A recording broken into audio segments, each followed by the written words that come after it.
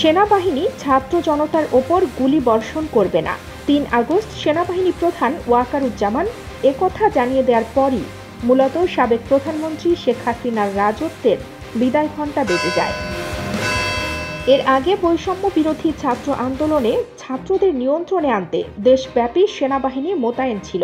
আন্দোলন পরিস্থিতি মূল্যায়ন ও ফিডব্যাক নিতে ওই দিন সেনা সদরে বিভিন্ন স্তরের সামরিক কর্মকর্তার সঙ্গে সেনাপ্রধান এক মতবিনিময় সভা করেন। দেশের অন্যান্য ফরমেশনের কর্মকর্তারাও ভার্চুয়ালি ওই সভায় যোগ দেন। শুরুতে আধা ঘন্টার একটি উদ্বোধনী বক্তৃতা করেন সেনাপ্রধান। তিনি সরকারের নির্দেশনায় সিভিল প্রশাসনের সহায়তায় কেন সেনাবাহিনী নিয়োগ করা হয়েছে তা ব্যাখ্যা করেন।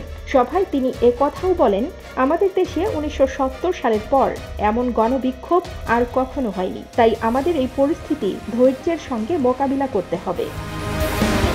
সেনাপ্রধানের বক্তব্যের পর উপস্থিত কর্মকর্তাদের বক্তব্য আহ্বান করা হয়। বক্তব্যের জন্য ব্রিগেডিয়ার জেনারেল এবং ঊর্ধ্বতন কয়েকজন কর্মকর্তা হাত তুললেও সেনাপ্রধান তরুণ কর্মকর্তাদের কথা শুনতে চান। সভায় সেদিন ৬ থেকে ৭ জন কর্মকর্তা নিজেদের বাস্তব অভিজ্ঞতা ব্যক্ত করেন।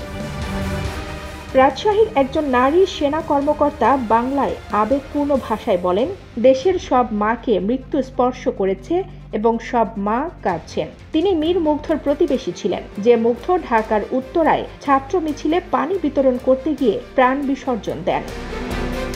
নারী কর্মকর্তা মেজর হাজেরা জাহান এ ঘটনায় শিশুদের প্রাণহানি ও এর ন্যায্য বিচার হওয়ার ওপর গুরুত্ব দেন। তিনি সেনাবাহিনীর ওপরও অসন্তোষ বাড়তে থাকা নিয়ে উদ্বেগ জানান।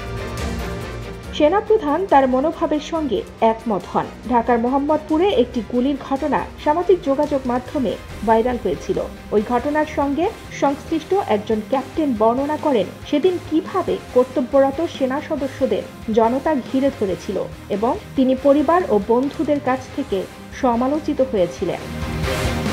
তেমনি সেনাবাহিনীর ওপর জনগণের সমর্থন কমে যাওয়ার কথা তুলে ধরে সেনা সদস্যদের ব্যারাকে ফিরিয়ে নেওয়ার পরামর্শ দেন ৫ এয়ার ডিফেন্স রেজিমেন্টের commanding officer lieutenant colonel Mahbub. এ ধরনের বেশ কিছু বক্তব্য সভায় আসে।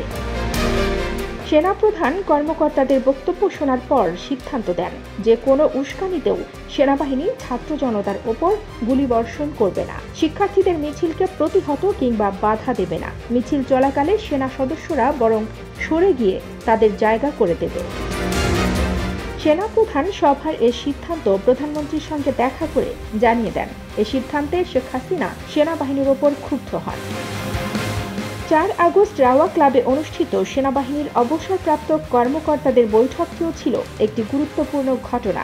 ওই বৈঠকে সাবেক সেনাপ্রধান লেফটেন্যান্ট জেনারেল নুরউদ্দিন সহ কয়েকজন সাবেক সেনাপ্রধান উপস্থিত ছিলেন। তারা বৈষম্য বিরোধী ছাত্রদের আন্দোলনের প্রতি সংহতি প্রকাশ করে সেদিন মিছিলও করেছিলেন। কানিজ ফাতেমা, খবর সংযোগ।